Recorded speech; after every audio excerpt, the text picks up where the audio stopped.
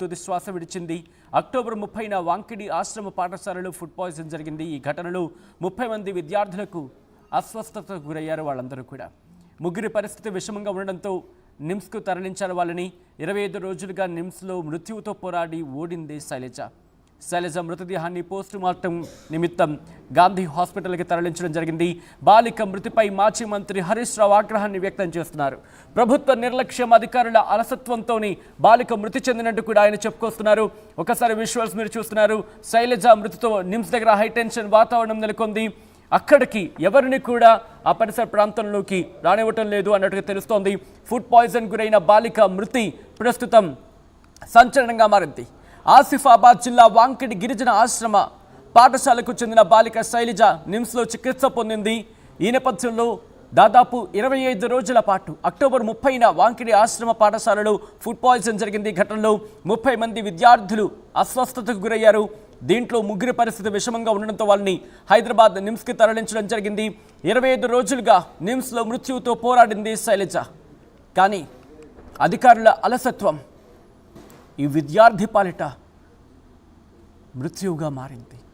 అవును, food poison ఆ చిన్నారి ప్రాణాలని బలికొంది. ఎంతో భవిష్యత్తును ఊహించుంటారు వాళ్ళ తల్లిదండ్రులు. తను కూడా ఎన్నో డ్రీమ్స్ కనుంటుంది. కానీ ఫుడ్ పాయిజన్, తను తినే ఆహారమే తన పాలిట మృత్యు అవుతుందని ఊహించలేదు శైలజ. దాదాపు 25 రోజుల పాటు తన ఆ సిచ్యువేషన్తో పోరాడింది. అక్కడికి ఎంతోమంది చేరుకున్నారు, పరిశీలించారు. కానీ తనతో మాట్లాడే ప్రయత్నం చేశారు. 25 రోజులు మృత్యువుతో పోరాడి కొద్దిసేపటి క్రితం తుది శ్వాస విడిచింది. అప్డేట్స్ అందించేందుకు మా ప్రతినిధి సాగర్ నిమ్స్ హాస్పిటల్ నుంచి లైవ్లో సిద్ధంగా ఉన్నారు. అట్ ద సేమ్ టైం మా ప్రతినిధి రవి ఆసిఫాబాద్ నుంచి సిద్ధంగా ఉన్నారు లైవ్లో. ముందుగా రవి నా దగ్గరకు వెళ్ళే ప్రయత్నం చేస్తున్నాను. రవి, ఏం జరిగింది? కుటుంబం ఏమంటుంది? ఎందుకంటే 25 రోజుల పాటు తను మృత్యువుతో పోరాడింది. ప్రస్తుతం ఆ కుటుంబం పరిస్థితి ఏంటి? సచిన్, ప్రధానంగా హృదయ విదారకమైన యథార్థాన్ని ఆర్టీవీ మళ్ళొకసారి ముందుకు తీసుకొచ్చింది. అయితే శైలజ చనిపోవడం చాలా బాధాకరం. ఇటు ఆర్టీవీ కూడా ఒక రకంగా సంతాపం తెలుపుతుంది. అయితే శైలజ సొంతూరు కొమరం భీం, ఆసిఫాబాద్ జిల్లా వాంకిడి మండలం సవాతి దాబా ఒక మారుమూల ప్రాంతంలో ఎన్నో కలలు కానీ గిరిజన ఆశ్రమ పాఠశాలకు చేరుకుంది. బీసీ సామాజిక వర్గమైన గిరిజన ఆశ్రమ పాఠశాలలో సీటు పొంది 9వ తరగతి వరకు చదువుకుంది. అయితే 9వ తరగతి చదువుతున్న శైలజకు ఆ రోజు ఏం జరిగింది, ఏంటిది, ఏ విధంగా జరిగింది ఫుడ్ పాయిజన్ అనే అంతా సందిగ్ధంగా మారింది. అయితే దీనిపై అధికారులు కూడా కొంతమేరకు జిల్లా కలెక్టర్ సీరియస్గా తీసుకున్నప్పటికీ ప్రాణాలు కాపాడలేకపోయారు. ఇప్పటికే మెరుగైన వైద్యం కోసం నేరుగా ఆసిఫాబాద్ ఏరియా ఆసుపత్రి నుంచి మంచిర్యాలకు తరలించారు. మంచిర్యాలలో ఒక ప్రైవేట్ ఆసుపత్రిలో ట్రీట్మెంట్ అందించే ప్రయత్నం చేశారు. అక్కడి నుంచి నేరుగా రిమ్స్కు పోయింది. నిమ్స్లో ట్రీట్మెంట్ పొందుతున్న తరుణంలోనే శైలజ తుది శ్వాస విడిచినట్టు మన దగ్గర పక్కా సమాచారం ఉంది. ఇది చాలా రోజుల క్రితమే, అంటే దాదాపుగా ఒక 10 రోజుల క్రితమే జరిగిందని అప్పటికే తెలిసింది. తెలిసిన వెంటనే అధికారులను సస్పెండ్ చేయడం జరిగింది. ఎవరైతే నిర్లక్ష్యంగా వహిస్తున్నారో ఆ నిర్లక్ష్యంగా వహిస్తున్న వారికి సస్పెండ్ చేయడం జరిగింది. దీంతో పాటు ప్రధానంగా జిల్లా కలెక్టర్ కావచ్చు, పిఓ ఐటీడీఏ కావచ్చు, ఆశ్రమ పాఠశాలల మీద కావచ్చు, గురుకులాల మీద కావచ్చు, కేబీబీవి ఆ పాఠశాలల మీద కావచ్చు, విద్యాలయాల మీద కొంత దృష్టి సాధించిన పరిస్థితి. రవి, ఒక్కసారి మీరు లైన్లో ఉండే ప్రయత్నం చేయండి. ప్రస్తుతం ఆ కుటుంబం కన్నీరు మున్నీరుగా విలిపిస్తోంది. అధికారుల నిర్లక్ష్యం ఈరోజు ఆ కుటుంబంలో శోకాన్ని నింపింది. ఒక్కసారి ఆ తల్లి గోడు వినే ప్రయత్నం చేద్దాం. ఆ తల్లి కన్నీరుకి ఎవరు సమాధానం చెప్తారు?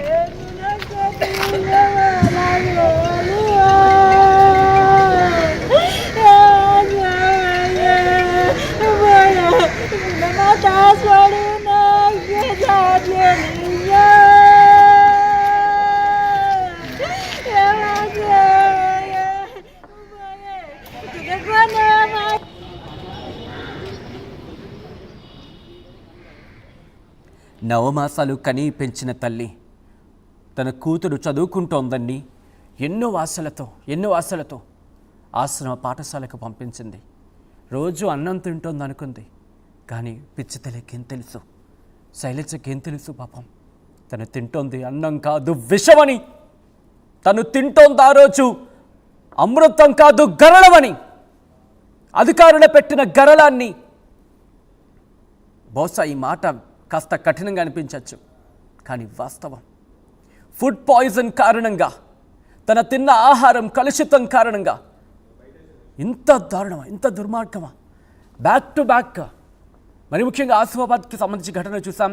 నిన్న కాక మొన్న ఒక స్కూల్ ఘటనకు సంబంధించి మహబూబ్ నగర్ ప్రాంతంలో 100 మంది విద్యార్థులు పిల్లలు తింటున్న ఆహారాన్ని కనీసం ఆహార భద్రతను కల్పించలేకపోతున్నామా?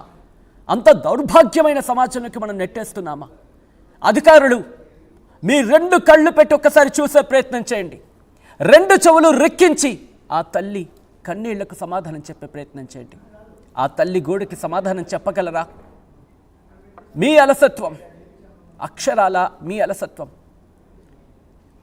ఒక పాఠశాలలోనే అటువంటి పరిస్థితి ఉంటే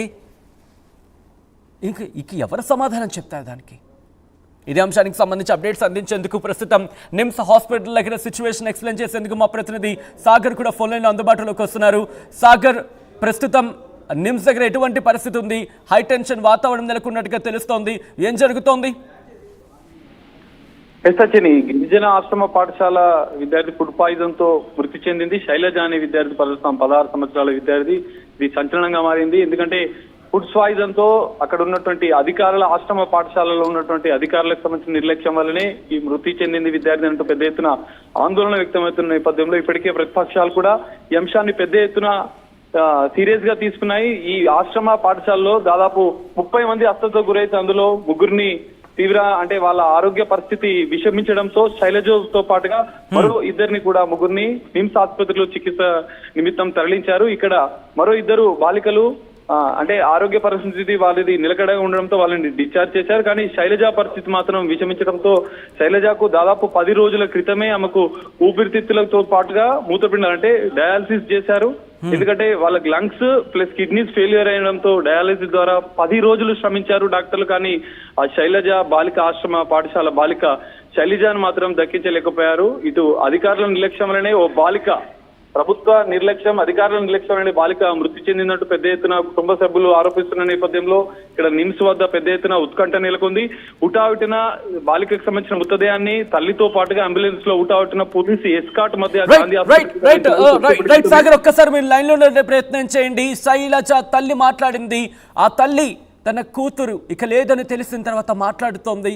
ఒక్కసారి ఆ తల్లి ఆవేదన ఏంటో చూద్దాం.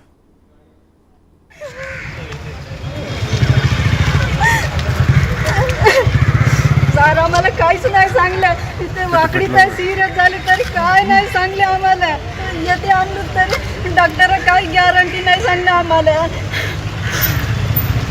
कवर काय होते की म्हणण्यापर्यंत गॅरंटी काहीच नाही सांगणं आम्हाला.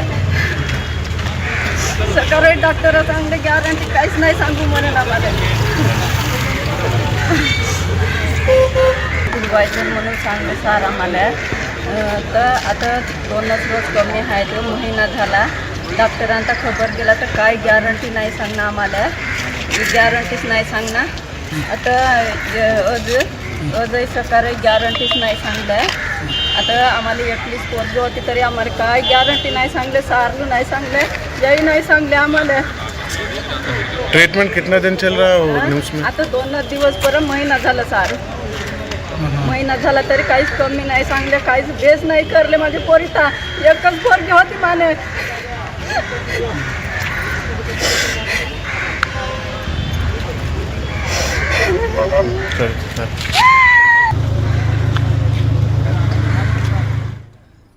ఆ తల్లి కన్నీరు ఎవరు తుడుస్తారు?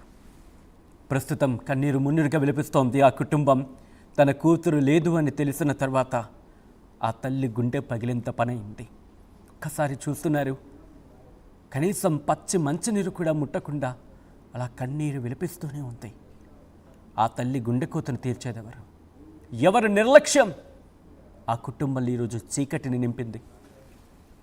గిరిజన కుటుంబాల్లో వెలుతురు నింపేందుకు, వెలుగులు నింపేందుకు ఏర్పాటైన పాఠశాల ఈరోజు ఆ గిరిజన బిడ్డని, ఆ బాలికని బలి తీసుకుంటే ఎవరు సమాధానం చెప్తారు? ప్రజల సొమ్ముతో, అవును, ప్రజల సొమ్ముతో జీతాలు తీసుకుని పనిచేయండ్రా బాబు అంటే అలసత్వం ప్రదర్శిస్తున్న ఈ అధికారులను ఏం చెయ్యాలి? ఒక్కసారి